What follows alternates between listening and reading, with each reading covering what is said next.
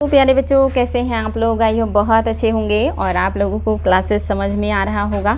अगर प्रश्न आप लोगों को हार्ड लगते हैं तो परेशान बिल्कुल मत होइएगा, उसको बार बार रिवीजन कीजिएगा और आपको समझ में आने लगेगा। धीरे धीरे सारी चीज़ें समझ में आएंगी। बिकॉज अगर आप लोगों ने हिस्ट्री नहीं पढ़ा है या अभी ज़्यादा जानकारी नहीं रखते हैं तो थोड़े से प्रश्न आपको हार्ड लग सकते हैं, लेकिन आजकल बच्चों किसी भी एग्ज़ाम में आसान प्रश्न नहीं आते हैं। और सबसे ज़्यादा अच्छी बात तो ये है कि हम प्रश्न के दरमियान बहुत सारे और भी तथ्य बताते हैं जो आपके कॉन्सेप्ट को और भी ज़्यादा क्लियर करेगा और आने वाले एग्ज़ाम में आपके लिए बहुत ही मददगार साबित होगा। तो क्वेश्चन हार्ड हो इससे बिल्कुल मत घबराइएगा, बल्कि प्रयास कीजिएगा उसको सॉल्व करने का। और अगर आप बेहतर तरीके से कोशिश करेंगे तो एक टाइम ऐसा आएगा जब आपको ये सारे प्रश्न ईजी लगने लगेंगे, क्योंकि यही बार बार एग्ज़ाम में पूछे जाते हैं। और अगर ये बार बार एग्ज़ाम में आएंगे तो आपको लगेगा कि नहीं, मैंने ये सारी चीज़ें पढ़ी हैं और ये उतना मुश्किल नहीं है। तो चलिए बच्चों, शुरुआत करते हैं। प्रश्न बहुत अच्छे हैं और इनको आपको देखना है और फटाफट आंसर भी कीजिएगा। जो भी आए सही गलत आंसर करने का प्रयास कीजिएगा। जब आप ऑनलाइन होते हैं और अपने दोस्तों के साथ इस तरह आंसर देते हैं तो उस समय दिमाग में कंपटीशन चलता है और दिमाग एक्टिव रहता है, और एक्टिव मोड में होने की वजह से हमारी जो पढ़ी हुई चीज़ें हैं वो तेज़ी से रिकॉल भी होती हैं। इसलिए लाइव में चैट करने का सबसे बढ़िया फ़ायदा ये है कि हम कंपटीशन की भावना में होते हैं। दूसरा, हमारा माइंड भी उस समय एक्टिव होता है, बहुत तेज़ी से वर्क करता है। इसलिए ऑनलाइन क्लास बहुत ही इंपॉर्टेंट होते हैं। ऑनलाइन क्लास करेंगे तो आपको खुद ही लगेगा कि मेरा दिमाग अब धीरे धीरे तेज़ी से वर्क करने लगा है। तो चलिए बच्चों, क्वेश्चन है, वैष्णव धर्म से संबंधित प्रमुख मंदिरों में कौन सुमेलित नहीं है? आपको बताना है कि इनमें से आपका कौन सा है जो वैष्णव धर्म से संबंधित है लेकिन आपका सही सुमेलित नहीं है। तो आपको बताना है बच्चों कि कौन सा आपका सही आंसर होगा। तो पहला है जगन्नाथ मंदिर, पूरी उड़ीसा में है, क्या ये सुमेलित नहीं है? दूसरा है दशावतार मंदिर, देवगढ़ उत्तर प्रदेश में है, क्या ये सुमेलित नहीं है? तीसरा है विष्णु मंदिर जो कि तिगवा मध्य प्रदेश में है, क्या ये सुमेलित नहीं है? और तीसरा है और आप चौथा है आपका द्वारिकाधीश मंदिर, द्वारका उत्तर प्रदेश में है।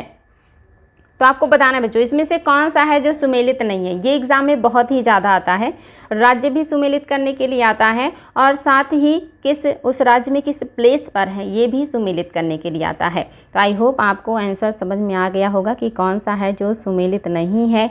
अब आपको बताना है बच्चों आंसर, आई होप आपने ढूंढ लिया होगा। आपका जो पहला है ये तो बहुत इजी है, सबको पता है कि जगन्नाथ का मंदिर पुरी में है, पुरी में रथ यात्रा निकलता है और पुरी जो है ये उड़ीसा में है। आपने ये नाम भी सुना होगा दशावतार, देवगढ़ का दशावतार मंदिर जो कि उत्तर प्रदेश के झांसी में है। ये गुप्त काल का सबसे भव्य मंदिर है और ये पंचायतन शैली में बना हुआ है। याद रखेंगे बच्चों, पंचायतन शैली में बना हुआ है। पंचायतन क्या होता है तो ये मैंने आपको बताया था कि पंचायतन क्या है। जब जो है मैंने ये चीज़ बताया था, अगर आपको ध्यान होगा, कि जब बीच में एक बड़ा देवालय होता है और उसके चारों तरफ छोटे छोटे सब देवालय होते हैं तब हम इसे कहते हैं पंचायतन शैली। यानी कि बीच में बड़ा मेन देवता का मंदिर और चारों तरफ छोटे छोटे सब देवता के मंदिर, इसको कहते हैं पंचायतन शैली। तो ये शैली में दशावतार का मंदिर बना हुआ है, वेरी वेरी इंपॉर्टेंट। तीसरा जो ऑप्शन है विष्णु मंदिर तिगवा मध्य प्रदेश में है, ये भी करेक्ट है। विष्णु का मंदिर जो कि तिगवा मध्य प्रदेश में है, एग्जाम में बहुत बार आया है। लेकिन आपका जो द्वारिकाधीश मंदिर कह रहा है उत्तर प्रदेश में, ये सुमेलित नहीं है। द्वारकाधीश मंदिर जो है ये आपका गुजरात में है, याद रखिएगा गुजरात में है, ये गुजरात में है। वेरी वेरी इंपॉर्टेंट है बच्चों द्वारकाधीश मंदिर। या आपने नाम सुना होगा द्वारका पीठ का भी नाम। शंकराचार्य ने जो है 4 पीठ बनाए थे, एक उत्तराखंड में बनाया था, एक जो है आपकी गुजरात के द्वारका में था, एक कर्नाटक में था श्रृंगेरी में और एक आपका पुरी उड़ीसा में था। इस तरह से उन्होंने 4 पीठ बनाए थे और एक पीठ उन्होंने केरल में बनाया था जो इन चारों पीठों का निरीक्षण करता था, निगरानी करता था। तो ये आपका द्वारकाधीश मंदिर और द्वारकाधीश पीठ ये दोनों ही गुजरात में है, इसलिए आपका ऑप्शन नंबर 4 जो है इस क्वेश्चन के हिसाब से सही सुमेलित नहीं है। बाकी आपके सभी सही सुमेलित हैं। नेक्स्ट बच्चों, वेरी वेरी इंपॉर्टेंट क्वेश्चन, आपको बताना है शैव धर्म से संबंधित प्रमुख मंदिरों में से कौन सा सुमेलित नहीं है, यानी कि इनमें से कौन सा है जो शैव धर्म से जुड़ा है लेकिन उसका सही सुमेलन नहीं है। तो आपका पहला ऑप्शन है राजराजेश्वर मंदिर तंजौर तमिलनाडु में। क्या राजराजेश्वर मंदिर तंजौर तमिलनाडु में है? दूसरा, शिव मंदिर भूमरा मध्य प्रदेश। क्या मध्य प्रदेश में के भूमरा में शिव मंदिर है? तीसरा है नटराजन मंदिर चिदंबरा तमिलनाडु में। क्या नटराजन का मंदिर चिदंबरा तमिलनाडु में है? और चौथा है विरूपाक्ष मंदिर वाराणसी उत्तर प्रदेश। क्या विरूपाक्ष मंदिर वाराणसी उत्तर प्रदेश में है? ये एग्ज़ाम में बहुत ज़्यादा आता है बच्चों। ये आपके आर्ट एंड कल्चर में भी मैंने बताया है और ये आपके हिस्ट्री पोर्शन में भी आता है, इसीलिए एग्जामिनर यहाँ से क्वेश्चन भी बहुत उठाते हैं। तो आपको बताना है बच्चों कि कौन से मंदिर हैं और वो कौन से राज्य में हैं और इसमें से कौन सा है जो सही सुमेलित नहीं है। याद रखेंगे सारे मंदिर आपके शिव से जुड़े हुए हैं, शिव मंदिर हैं। तो आपको पता है पहला आपका ऑप्शन बिल्कुल सही है। राजराजेश्वर मंदिर जो है ये राजराज प्रथम ने बनवाया है। वेरी वेरी इंपॉर्टेंट है बच्चों, ये आपका याद रखेंगे। इसी को कहते हैं बृहद्रेश्वर मंदिर। तमिलनाडु के जो है जो एक प्लेस है तमिलनाडु का, हाँ तंजौर का बृहदेश्वर मंदिर, इसी को बृहदेश्वर मंदिर भी कहते हैं। याद रखेंगे, वेरी वेरी इंपॉर्टेंट है। बृहदेश्वर मंदिर कहिए या आप इसको राजराजेश्वर मंदिर कहिए। राजराज फर्स्ट ने बनाया है, ये क्वेश्चन कई बार एग्जाम में आया है। राजराज फर्स्ट ने बनवाया है और ये तंजौर के तमिलनाडु में है। आर्ट एंड कल्चर में मैंने आपको बताया भी था। किसी मंदिर के शीर्ष पर 90 टन का वजनी पत्थर रखा हुआ है। ये क्वेश्चन भी आ चुका है कि कौन से मंदिर के शीर्ष पर 90 टन का वजनी पत्थर रखा है। तो इसी राजराजेश्वर या बृहदेश्वर मंदिर पे ही रखा है जो तंजौर तमिलनाडु में है, जिसको राजराज फर्स्ट ने बनवाया है। दूसरा है आपका शिव मंदिर भूमरा मध्य प्रदेश। शिव मंदिर Bumrah Madhya Pradesh, very very important है, ये आपके गुप्तकाल के आसपास का है। और तीसरा है नटराजन मंदिर चिदंबरम तमिलनाडु, ये भी सही है आपका, चिदंबरम तमिलनाडु का है नटराजन मंदिर। ये मंदिर आपके मैक्सिमम चोल काल के हैं। नटराजन, राजराजेश्वर, गंगैकोट चोलपुरम, ये आपके चोलों के काल के सबसे महत्वपूर्ण मंदिर हैं। याद रखेंगे।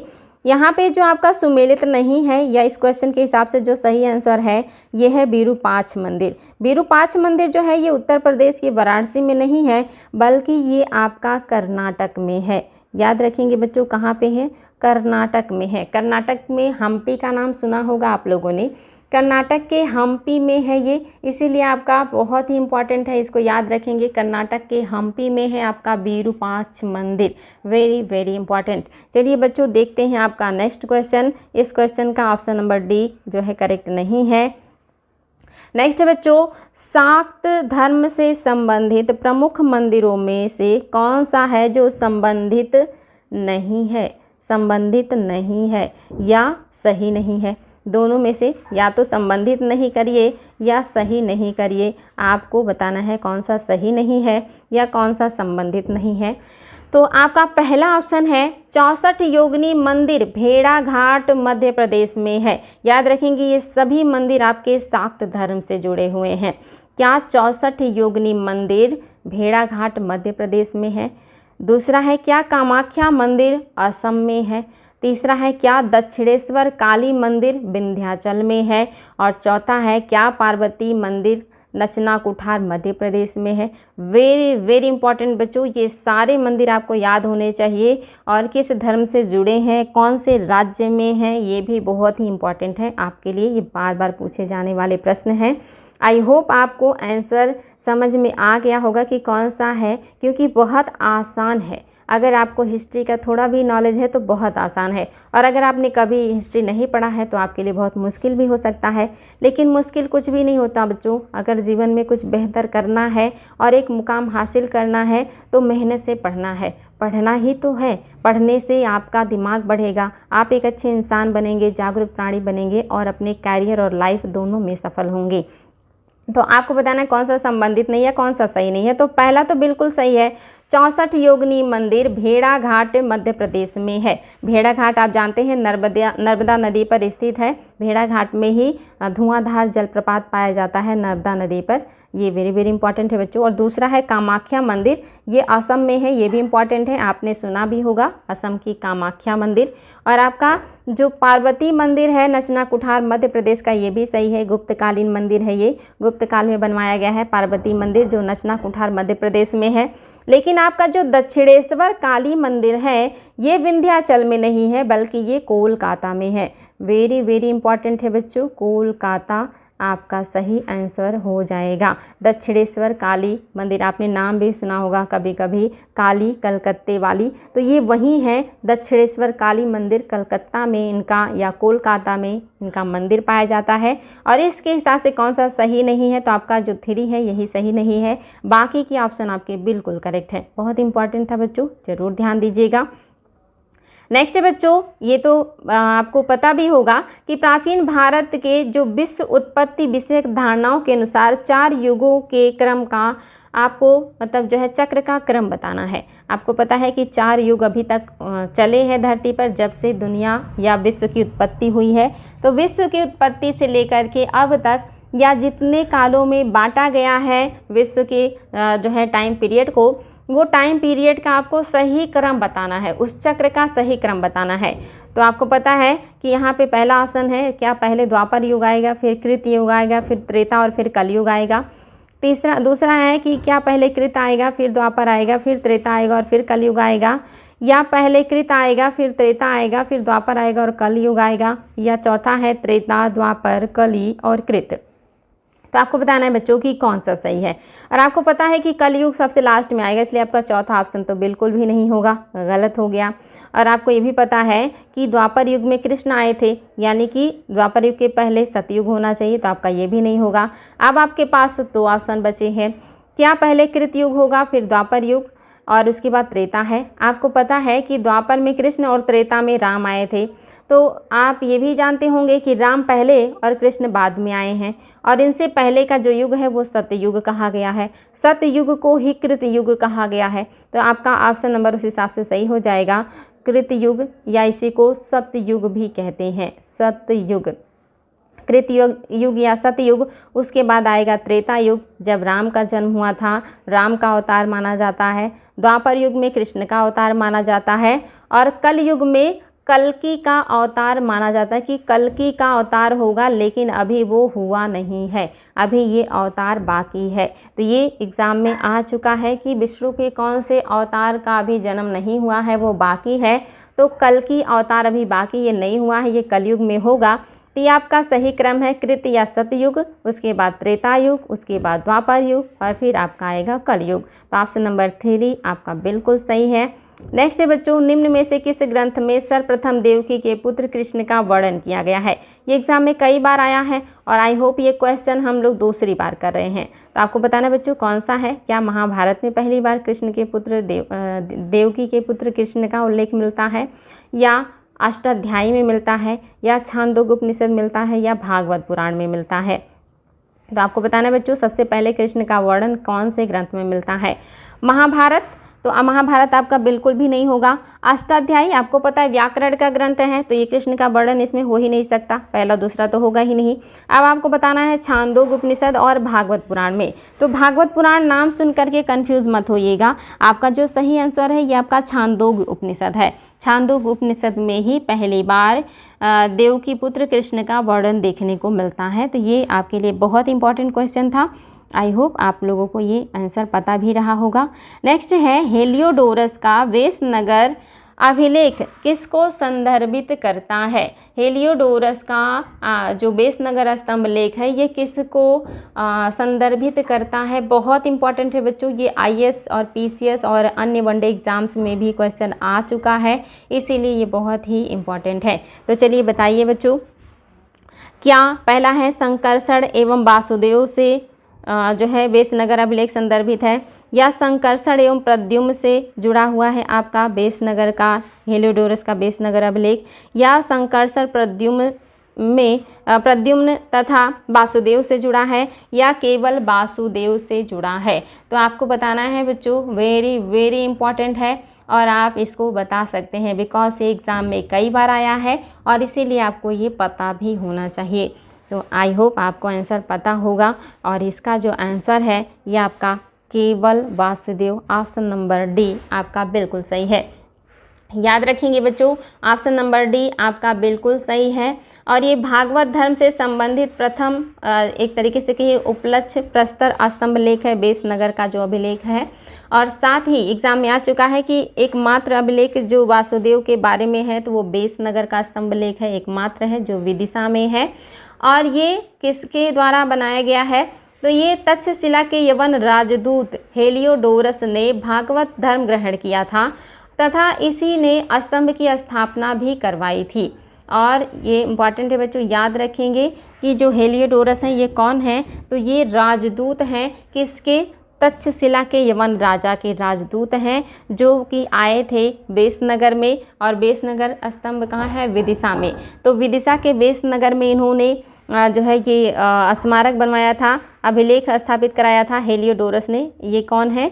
ये तक्षशिला के यवन राजा के राजदूत हैं जो कि आए थे विदिशा में। और वहाँ पे वो वैष्णव धर्म से इतने प्रभावित हुए या भागवत धर्म से इतने प्रभावित हुए कि उन्होंने वहाँ पर एक स्तंभ लेख ही स्थापित करवा दिया। और इस स्तंभ लेख पर वासुदेव का बहुत ज़्यादा विवरण मिलता है, इसीलिए बार बार एग्जाम में क्वेश्चन पूछा जाता है और ये आपके लिए मोस्ट इम्पॉर्टेंट है। चलिए बच्चों आगे बढ़ते हैं और हमारा नेक्स्ट क्वेश्चन देखते हैं। आपका नेक्स्ट जो क्वेश्चन है, निम्न में से कौन सा सुमेलित नहीं है? कौन सा है जो कि सही सुमेलित नहीं है, आपको ये बताना है और ये आपके लिए काफ़ी इम्पॉर्टेंट भी है। पहला है, क्या जैन धर्म का जो संबंध है वो पावापुरी से है? क्या हिंदू धर्म का संबंध वाराणसी है? क्या इस्लाम धर्म का जो संबंध है वो मदीना से है? क्या ईसाई धर्म का संबंध रोम से है? तो आपको बताना है बच्चों कि इसमें से कौन सा जो सुमेलित नहीं है। Very easy and very important question. तो अब आपको बताना है। आई होप ये आपके लिए आसान होगा और आपने ढूंढ भी लिया होगा। आपको पता है जैन धर्म से ही पावापुरी जुड़ा है। महावीर स्वामी का यहाँ पे परिनिर्वाण प्राप्त हुआ था, महावीर स्वामी को परिनिर्वाण मिला था। और ये मल्लराज की एक राजधानी है। मल्लराज की 2 राजधानियाँ थी, पावापुरी और कुशीनगर। और इन्हीं दोनों नगरों में ही दोनों महापुरुष बौद्ध धर्म के सिद्धार्थ या कहिए बुद्ध और जैन धर्म के महावीर स्वामी का परिनिर्वाण हुआ था। इसलिए क्वेश्चन भी आया है कि कौन से गणराज्य में महावीर स्वामी और महात्मा बुद्ध दोनों ने परिनिर्वाण प्राप्त किया था? तो मल्ल गणराज्य में। दूसरा है हिंदू धर्म। आपको पता है हिंदू धर्म का वाराणसी काफ़ी इम्पॉर्टेंट प्लेस है। वाराणसी जो है प्राचीन काल से ही हिंदू धर्म के जो है एक तरीके से पूजा स्थल के रूप में जाना जाता है काशी वाराणसी, इसलिए दूसरा भी सही है। और इस्लाम धर्म आपको पता है मक्का मदीना से ही जुड़ा हुआ है, ये भी सही है। लेकिन जो ईसाई धर्म कह रहा है ये रोम नहीं है बल्कि वेटिकन सिटी है।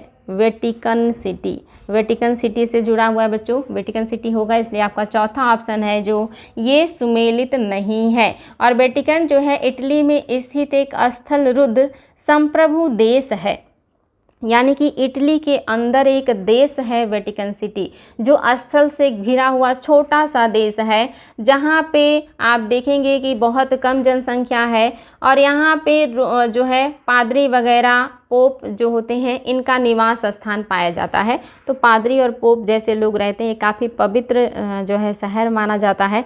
और इसे शहर नहीं बल्कि देश का भी एक तरीके से कहीं उपमा दिया जाता है। तो दुनिया की सबसे छोटा देश माना जाता है वेटिकन सिटी, जो कि धार्मिक लोगों से जुड़ा हुआ है और इटली के अंदर स्थल रुद्ध देश है ये।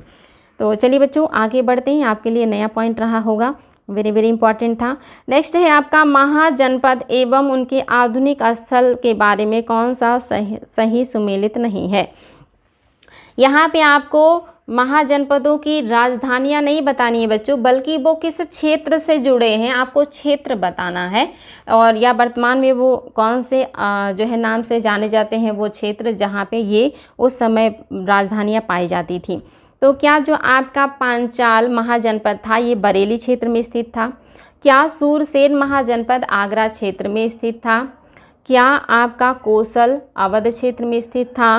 क्या वत्स्य प्रयागराज क्षेत्र में स्थित था। तो आपको बताना है बच्चों कि कौन सा आपका सही सुमेलित नहीं है। और आई होप आपके लिए ये आंसर भी काफ़ी आसान होगा, बिकॉज़ यहाँ से क्वेश्चन बहुत ही ज़्यादा आते हैं। ये याद होना चाहिए बच्चों कि 16 महाजनपद कौन थे और उनकी राजधानियाँ कहाँ थी। वेरी वेरी इंपॉर्टेंट है। तो आपका जो पहला है पांचाल, ये बिल्कुल सही है। पांचाल बरेली, वर्तमान का जो बरेली, बदायूं और फर्रुखाबाद का जो इलाका आता है, यही पांचाल महाजनपद कहलाता था। और इसकी जो राजधानियाँ थी, ये 2 राजधानियाँ थीं। एक था अहिछत्र और एक था आपका कामपिल्ले। अहिछत्र और कामपिल्ले 2 राजधानियाँ थीं। जो आपका सूरसेन है, ये आपके मथुरा के आसपास का इलाका था, ये बिल्कुल सही है। और इसकी जो राजधानी थी, ये मथुरा ही थी। याद रखेंगे बच्चों, राजधानी क्या थी? मथुरा ही थी। मथुरा के आसपास, यानी कि ये आपका आगरा के आसपास नहीं है, बल्कि किसके आसपास है? मथुरा के आसपास है। इसलिए आपका ये क्या हो गया? गलत हो गया। ये मथुरा के आसपास का था और इसकी राजधानी भी मथुरा थी, इसलिए आपका दूसरा ऑप्शन जो है ये गलत हो गया। तीसरा जो है कोसल, ये अवध क्षेत्र में था, ये सही है। और इसकी राजधानी साकेत था। साकेत याद रखेंगे, कोसल की राजधानी साकेत था। और साथ ही श्रावस्ती, ये भी इसकी राजधानी है। और नेक्स्ट जो है वो आपका वत्स्य है। वत्स्य जो है ये आपका प्रयागराज तथा बांदा का जो इलाका है, इनसे जुड़ा हुआ था और इसकी राजधानी थी कौसाम्बी। वत्स्य की राजधानी थी कौसाम्बी। और कौसाम्बी जो है ये किस इलाके में आता है? तो ये आपका आता है, वेरी वेरी इंपॉर्टेंट है, इसको ध्यान देंगे, ये आता है आपका प्रयागराज के इलाके में। आगे बढ़ेंगे बच्चों, हमारा जो आई होप आपने ये समझ लिया होगा। इसके अलावा अगर आप अन्य राजधानियों की जो है अन्य राज्यों की राजधानियों के बारे में जानना चाहते हैं तो आप उसको भी देख सकते हैं, आपकी कौन सी राजधानी का कहाँ पे जो है स्थिति पाया जाता है। तो कुरु की जो राजधानी थी वो इंद्रप्रस्थ था। और इसके अलावा आपके कोसल की राजधानी साकेत और श्रावस्ती था। वत्स्य का राजधानी कौसाम्बी था। मल्ल की राजधानी कुशीनगर और पावा थी। और काशी की राजधानी वाराणसी थी। अंग का राजधानी चंपा था। मगध का राजधानी गिरि ब्रज और राजगिरी था। वज्जी की राजधानी मिथिला और वैशाली था। चेंदी की राजधानी सोथीवती थी। मत्स्य की राजधानी विराटनगर था। अस्मक की राजधानी पोटल या पोटली था। और अवंती की राजधानी उज्जैन तथा माहिष्मती थी, 2 राजधानियाँ थीं। गांधार की राजधानी तक्षशिला था और कंबोज की राजधानी हाटक या राजपुर था। इन सभी को नोट कर लीजिएगा बच्चों, एग्ज़ाम में ये बहुत ज़्यादा आते हैं और वेरी वेरी इंपॉर्टेंट है। आई होप आपको समझ में आ रहा होगा सारी चीज़ें और ये आपके लिए काफ़ी जो है इम्पॉर्टेंट है। नेक्स्ट है आपका, निम्नलिखित में से राजा और राज्य में कौन सा सुमेलित नहीं है? निम्नलिखित में से राजा और राज्य में कौन सा है जो सुमेलित नहीं है? पहला है आपका प्रद्योत, क्या अवंती के राजा थे? दूसरा है उदयन, क्या आगरा के राजा थे? तीसरा है प्रसेनजीत, क्या ये कौशल के राजा थे? और चौथा है आपका अजातशत्रु, क्या ये मगध के राजा थे? आपको बताना है बच्चों कौन सा सुमेलित नहीं है। और ये भी एग्ज़ाम में कई बार आ चुका है, इसलिए आपका इसका आंसर भी पता होना चाहिए कि कौन से राजा कहाँ के हैं और कौन सा सुमेलित नहीं है। आई होप आपने आंसर ढूंढ लिया होगा, आपको पता चल गया होगा कौन सा सुमेलित नहीं है। आपने चंद्र प्रद्योत का नाम सुना होगा, ये अवंती के राजा हैं, बिल्कुल सही है। और इन्हीं के इलाज के लिए आपने नाम भी सुना होगा जो है बिंबिसार का, जिन्होंने अपने राजवैद्य जीवक को भेजा था इनकी बीमारी ठीक करने के लिए। जो उदयन है बच्चों ये गलत है, उदयन जो है ये आगरा के नहीं बल्कि वत्स के राजा थे। एग्ज़ाम में कई बार आया है, उदयन कहाँ के राजा थे? ये वत्स के राजा थे।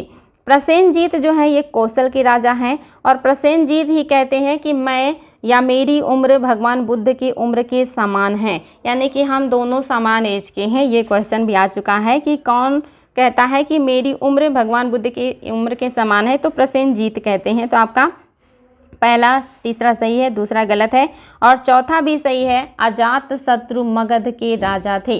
वेरी वेरी इंपॉर्टेंट है बच्चों, अजातशत्रु के बारे में मैंने आप लोगों को बताया भी था, आक्रामक रवैया था इनका।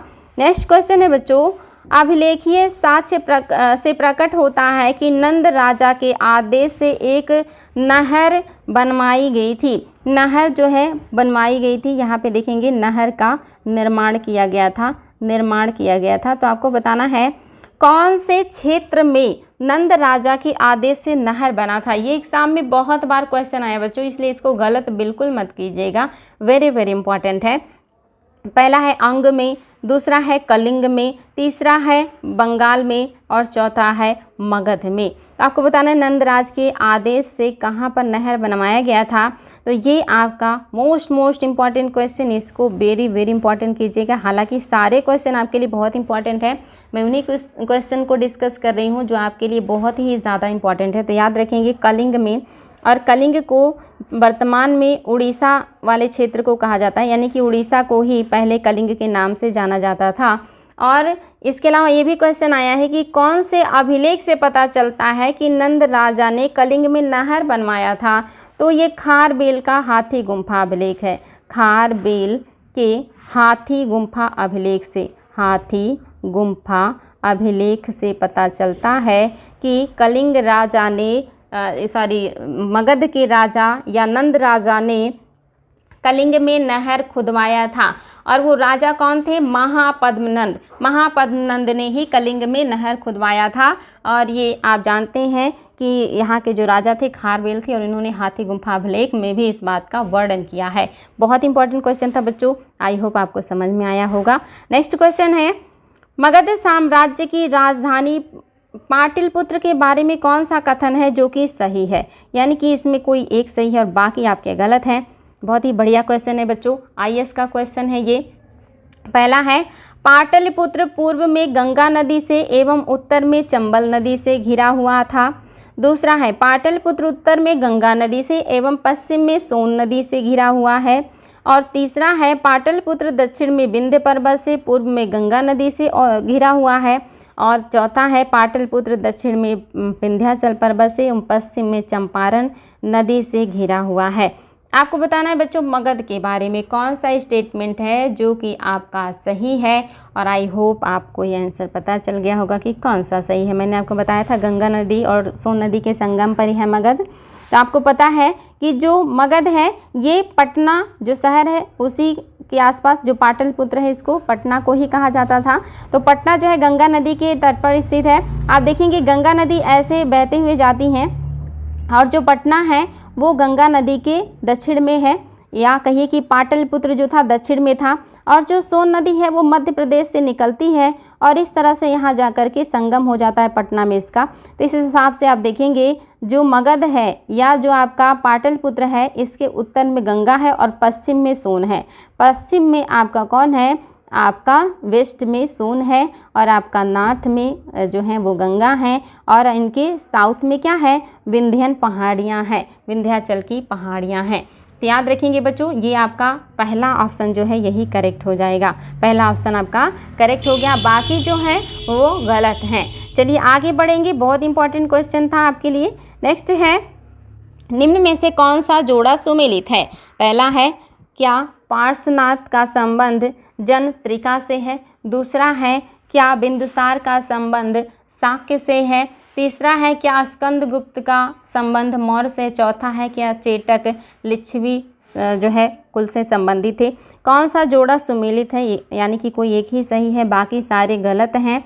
आपको ये बताना है बच्चों, और आई होप आप इसको बहुत आसानी से बता सकते हैं, बिकॉज मैंने आपको बहुत सारी चीज़ें अभी तक डिस्कस करी हैं और उससे आप कुछ एक निष्कर्ष निकाल सकते हैं अगर आपने वीडियो को बार बार देखा है, सुना है और नोट्स बनाया है। तो आपको पता है कौन सा सुमेलित है? तो चेटक लिच्छवी, याद आ रहा होगा आपको, कल की क्लास में मैंने बताया था कि लिच्छवी गणराज्य की जो चेटक हैं इन्हीं की बहन से विवाह हुआ था, किसका? महावीर स्वामी के पिता का। तो ये ऑप्शन आपका सही है। स्कंद जो गुप्त हैं ये मौर्य नहीं बल्कि गुप्त वंश से संबंधित है, इसलिए गलत हो गया। बिंदुसार जो हैं ये आपके मौर्य वंश से संबंधित है। बिंदुसार ही आप जानते हैं ये अशोक के क्या हैं? पिता हैं, तो इसलिए बिंदुसार आपके मौर्य वंश से हैं। और पार्श्वनाथ का आपको पता ही है कि ये 23वें तीर्थंकर हैं, और तीर्थंकर किस में आते हैं? जैन धर्म में आते हैं। तो ये जैनी है, ये आपके मौर्य हैं और ये आपके गुप्त हैं, और ये एक भी सुमेलित नहीं है। आपको सुमेलित बताना था तो आपका चौथा ऑप्शन जो है ये बिल्कुल करेक्ट है। चलिए बच्चों आगे बढ़ते हैं और हमारा नेक्स्ट क्वेश्चन देखते हैं। 6ठी शताब्दी ईसा पूर्व के 16 महाजनपदों के विषय में निम्नलिखित में से किस बौद्ध ग्रंथ में सूचना मिलती है? आपको बताना है कि 16 महाजनपदों का जो उल्लेख है वो 6ठी शताब्दी ईसा पूर्व में कौन से बौद्ध ग्रंथ से पता चलता है। आपको बौद्ध ग्रंथ का नाम बताना है बच्चों जिससे 16 महाजनपदों का उल्लेख मिलता है। और ये क्वेश्चन बहुत ही ज़्यादा आयोग पूछता है। पता नहीं आयोग को ये क्वेश्चन क्यों इतना पसंद है कि 16 महाजनपदों का उल्लेख कौन से बौद्ध ग्रंथ में मिलता है, कौन से जैन ग्रंथ में मिलता है। ये एग्ज़ाम में बार बार पूछे गए हैं। आपने अगर कभी पेपर देखा होगा तो आपको भी ये चीज़ मिला होगा।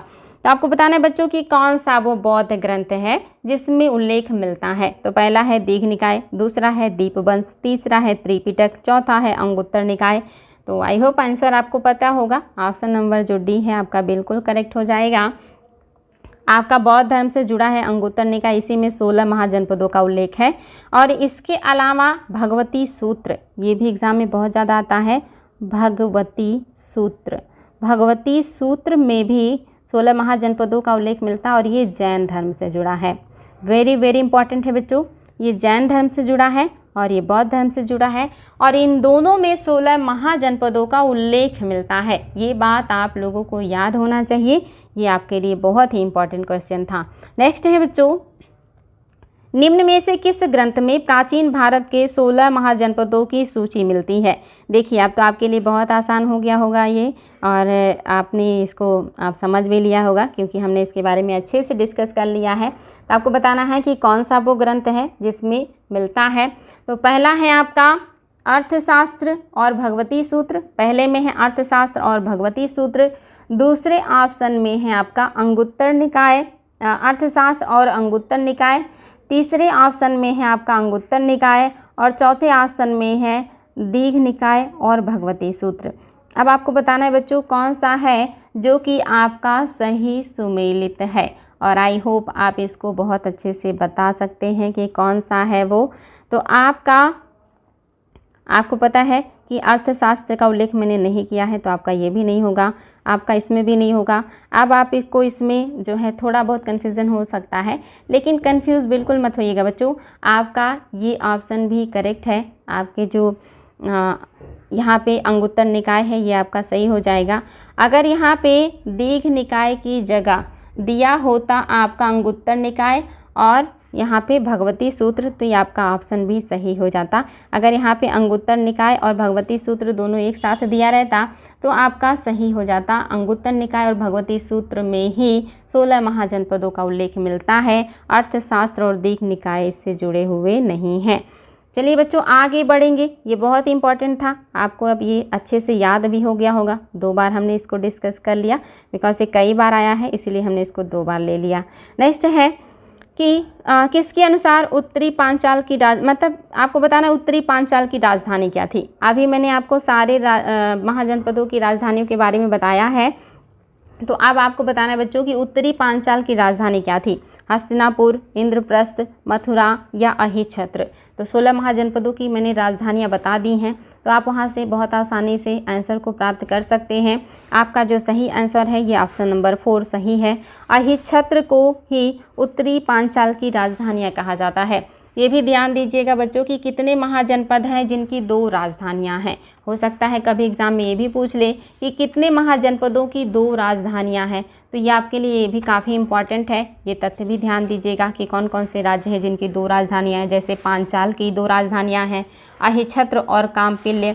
इसके अलावा आप देखेंगे कौशल की 2 राजधानियां हैं, साकेत और श्रावस्ती। इसके अलावा आप देखेंगे मल्ल की 2 राजधानियां हैं, कुशीनगर और पावा। इसके साथ आप देखेंगे आपका जो एक और भी ऑप्शन है, हाँ आपका अवंती की भी 2 राजधानियां हैं, उज्जैनी और माहिष्मती। तो इस तरह से आप देख सकते हैं 4 आपके ऐसे जो है महाजनपद है जिनकी 2 राजधानियां हैं। आप इन चारों का नाम ज़रूर याद रखिएगा, बहुत इंपॉर्टेंट है बच्चों। पांचाल जो है वेरी वेरी इंपॉर्टेंट। साथ ही आपका जो है उज्जैन और महास्मृति जिसका अवंती है। तो इस तरह से 4 महाजनपदों के नाम याद रखिएगा जिनकी 2 राजधानियां हैं। आगे बढ़ेंगे बच्चों, गोदावरी नदी के तट पर स्थित महाजनपद कौन सा था?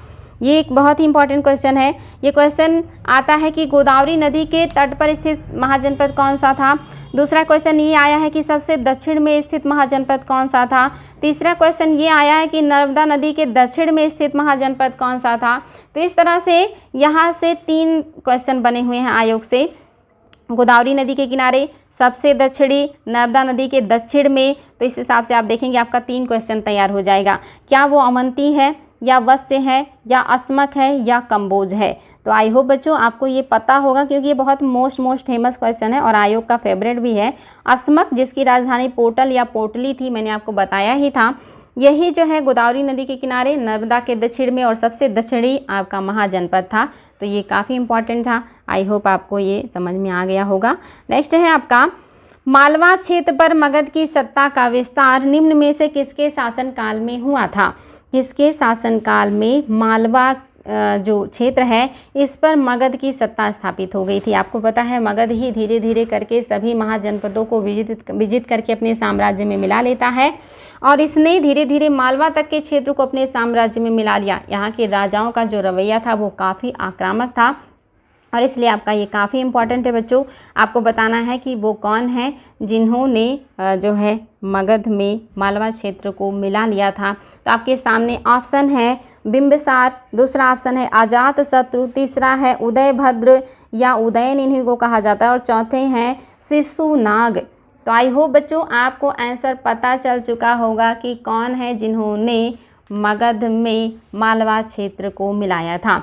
याद रखेंगे, वेरी वेरी इंपॉर्टेंट है, ये शिशुनाग हैं। ऑप्शन नंबर 4 आपका बिल्कुल सही है। शिशुनाग ने ही ऐसा किया है और इसका उल्लेख कहाँ मिलता है? पुराणों में मिलता है। पुराणों में ऐसे इस बात का उल्लेख मिलता है कि इन्होंने मालवा को जीत करके मगध साम्राज्य में मिला लिया था। बहुत इंपॉर्टेंट था बच्चों। नेक्स्ट है आपका, मगध का कौन सा सम्राट था जिसको अपरो परशुराम के नाम से जाना जाता है? अपरो परशुराम का मतलब क्या होता है बच्चों? अपरो परशुराम का मतलब होता है क्षत्रियों का नाश करने वाला, क्षत्रियों का नाश करने वाला या क्षत्रियों को समाप्त करने वाला। तो आपको बताना है ये जो है उपनाम किसका है?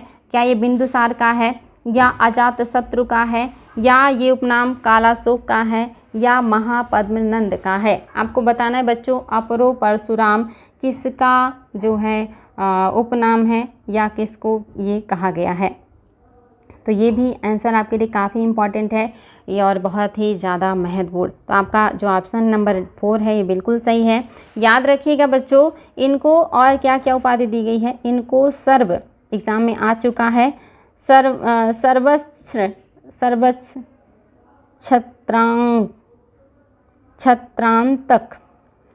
छत्रांतक भी कहा गया है, यानी कि सभी क्षत्रियों का अंत करने वाला।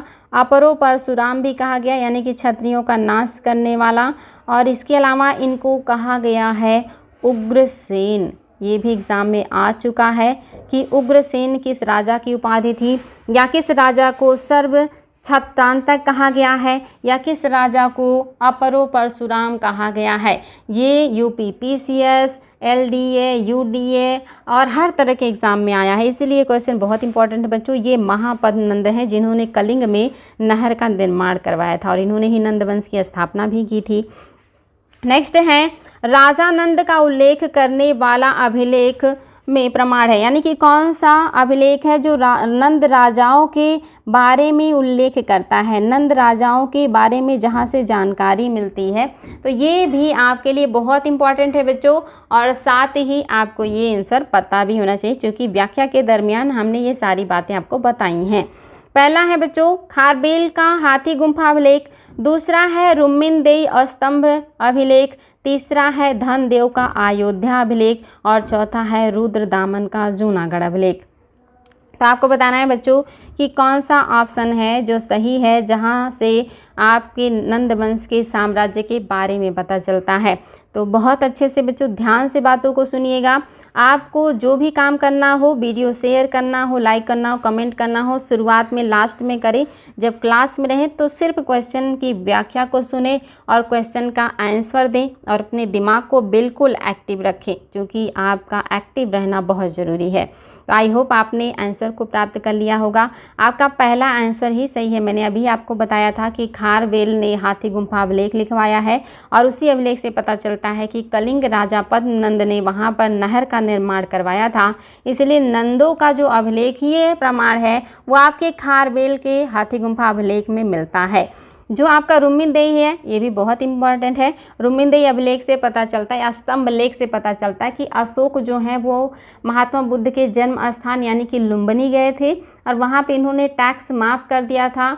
जो बलि टैक्स था इसको घटा के 1/8 कर दिया था। इस तरह का उल्लेख रुम्मिनदेही स्तंभ में मिलता है। ये क्वेश्चन भी बन चुका है कि कहाँ किस स्तंभ से पता चलता है कि अशोक जो है ये महात्मा बुद्ध के जन्म स्थान गए थे और वहाँ के लोगों का टैक्स माफ़ कर दिया था।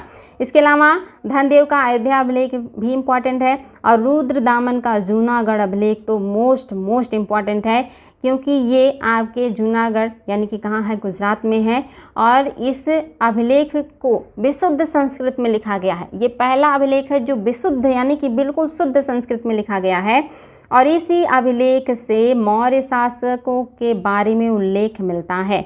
यहाँ से हालांकि 4 राजा और 4 राज्यपालों का उल्लेख मिलता है, जिसमें आपके जो है चंद्रगुप्त मौर्य हैं, अशोक हैं, स्कंदगुप्त हैं और आपके रुद्रदामन का भी मिलता है। इसलिए आप देखेंगे यहाँ से 4 राजा और 4 राज्यपाल का उल्लेख मिलता है। इसलिए आपका रुद्रदामन का जूनागढ़ अभिलेख भी बहुत इंपॉर्टेंट है। ये भी एग्जाम में बहुत ज़्यादा पूछा जाता है। नेक्स्ट बताना बच्चों, निम्नलिखित कथनों को पढ़ें और नीचे दिए गए कूट की सहायता से उत्तर दें। आपको उत्तर देना है। आपका कथन है कि विश्व के सभी भागों में ईसा पूर्व या ईसवी पूर्व 6ठी शताब्दी एक महान धार्मिक उथल पुथल का काल था। क्या विश्व के सभी भागों के लिए ईसवी पूर्व 6ठी शताब्दी एक महान धार्मिक उथल पुथल का कार्य था या काल था? और बी है वैदिक धर्म बहुत जटिल हो चुका था। आपको बताना है कि क्या दोनों सही है, फिर कह रहा है कि क्या दोनों गलत है, या आपका कह रहा है कि एक ए सही है और एक में कह रहा है कि केवल जो है आपका बी सही है। आपको बताना है बच्चों कि कौन सा आंसर आपका हो जाएगा। तो आपके पास कूट है, पहले कूट में है दोनों गलत, दूसरे कूट में दोनों सही, तीसरे कूट में है ए और बी, ए सही है बी गलत और तीसरे लास्ट में है ए गलत और बी सही। तो आपको बताना है बच्चों कि कौन सा आपका सही हो जाएगा। और आई होप आपके लिए बताना बहुत आसान होगा और अगर आसान नहीं है तो जान लीजिएगा 6ठी शताब्दी ईसा पूर्व में ही तो भारत में जैन और बौद्ध धर्म का विकास हुआ। ऐसे ही चीन में भी माओ ने जो है इसके खिलाफ आवाज़ उठाया। इसी तरह से आप देखेंगे अरब में इस्लाम धर्म का प्रचार प्रसार चल रहा था। इसी तरह आप देखेंगे ईसाई धर्म में कैथोलिक प्रोटेस्टेंट के बीच में नई नई विचारधाराएँ आ रही थीं। तो पूरे विश्व में 6ठी शताब्दी ईसा पूर्व में महान धार्मिक उथल पुथल का काल था और उस समय तक भारत में वैदिक धर्म में जटिलताएं आ चुकी थी। इसी वजह से तो जैन और बौद्ध का जन्म हुआ था। तो आपके दोनों ऑप्शन बिल्कुल सही है बच्चों। ये आपके अंडरस्टैंडिंग का प्रश्न था। अगर आपने इसको अच्छे से समझा है तो ये आपके लिए बहुत हेल्पफुल होगा। बिल्कुल बच्चों ये समझने वाला क्वेश्चन है, इसमें आपको गलती दोबारा नहीं करना होगा बिकॉज ये आपके लिए एक समझदारी का प्रश्न भी है।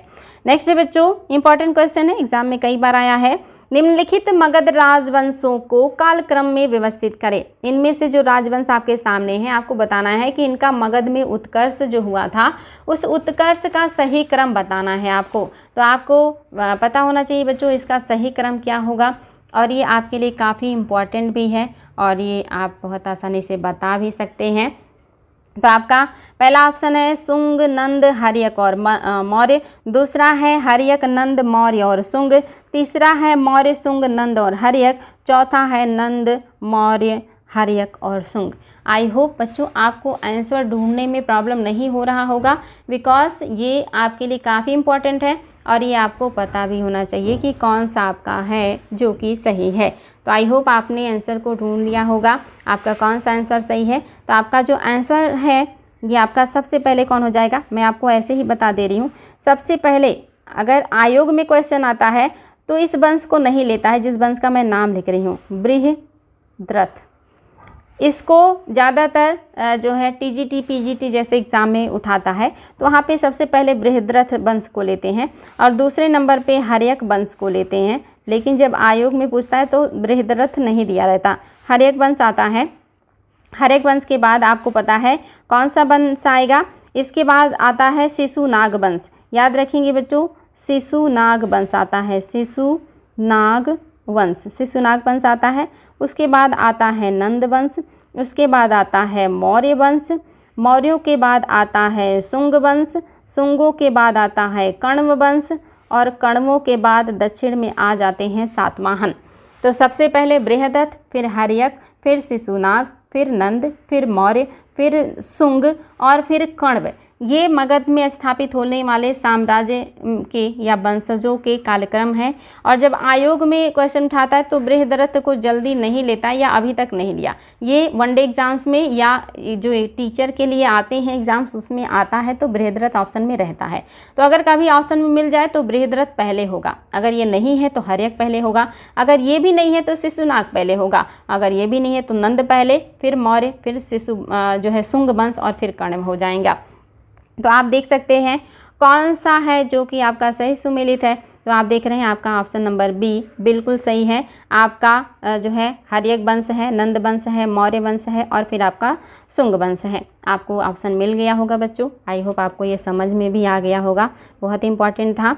नेक्स्ट है बच्चों, उत्तर प्रदेश के प्राचीन जनपद और उनकी राजधानियों में से कौन सा सही सुमेलित नहीं है। आई होप ये भी आपके लिए अब आसान हो गया होगा, क्योंकि मैंने आपको पहले ही सभी राज्यों की राजधानियों के बारे में उल्लेख कर दिया है। तो ये आसान है आपके लिए बताना, तो इसको गलत नहीं करिएगा और इसका सही जवाब दीजिएगा। क्या कुरु की राजधानी इंद्रप्रस्थ था? क्या पांचाल की राजधानी अहिछत्र था? क्या कौशल की राजधानी इलाहाबाद थी? क्या वत्स की राजधानी जो है कौशाम्बी था? तो ये आई होप आपको पता चल गया होगा कि कौन सा सही है। कुरु का इंद्रप्रस्थ था, बिल्कुल सही है। पांचाल का अहिछत्र था, मैंने बताया ये भी सही है। लेकिन कौशल की राजधानी क्या थी? कौशल की राजधानी दो था, एक था साकेत और दूसरा था आपका जो है श्रावस्ती। श्रावस्ती ये मैंने आपको बताया ही था। तो इसके दो राजधानियाँ थी, तो इसलिए आपका ये जो है सुमेलित नहीं है। वत्स की राजधानी क्या थी? कौशाम्बी थी, ये बिल्कुल सही सुमेलित है। और ये भी याद रखेंगे बच्चों, एग्जाम में क्वेश्चन आया है कि गंगा घाटी में कितने महाजनपद स्थित थे? 16 महाजनपदों में से गंगा घाटी में 10 महाजनपद थे। एग्जाम में ये आ चुका है, याद रखिएगा, गंगा घाटी में 10 महाजनपद स्थित थे। याद रखिएगा बच्चों, बहुत इंपॉर्टेंट है। और बात करें कि इनमें से यानी कि 16 महाजनपदों में से कितने उत्तर प्रदेश में थे, तो 8 महाजनपद यूपी में थे। ये भी क्वेश्चन आ चुका है। गंगा घाटी में 10 हैं, यूपी में 8 हैं, टोटल 16 हैं, जिसमें से 4 की 2 राजधानियां हैं। ये सारे पॉइंट्स क्लियर करते हुए चल रहे हैं बच्चों, और इन सबको नोट कीजिएगा और बार बार इनको रिवीजन कीजिएगा, ये आपके लिए बहुत ही हेल्पफुल होने वाले हैं। नेक्स्ट है बच्चों, निम्नलिखित में से कौन सा एक गलत कथन प्राचीन भारत की श्रेणी व्यवस्था के बारे में असत्य है। आपको बताना है प्राचीन श्रेणी व्यवस्था के बारे में कौन सा कथन है जो कि असत्य है, और आप ये बहुत आसानी से बच्चों बता सकते हैं कि कौन सा है जो कि असत्य है। तो पहला है श्रेणी व्यापारियों और कारीगरों का संगठन था।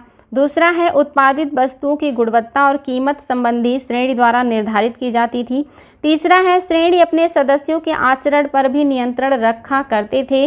और चौथा है श्रेणी व्यवस्था मात्र उत्तर भारत में प्रचलित थी। आपको बताना बच्चों इसमें से कौन सा है जो कि सही नहीं है, यानी कि असत्य है। और ये आपके लिए बताना काफ़ी आसान हो गया होगा, अगर आपका दिमाग तेज है तो आप इसमें से किसी भी पॉइंट का वीक पॉइंट पकड़ सकते हैं। तो आपको पता है कि कौन सा गलत है।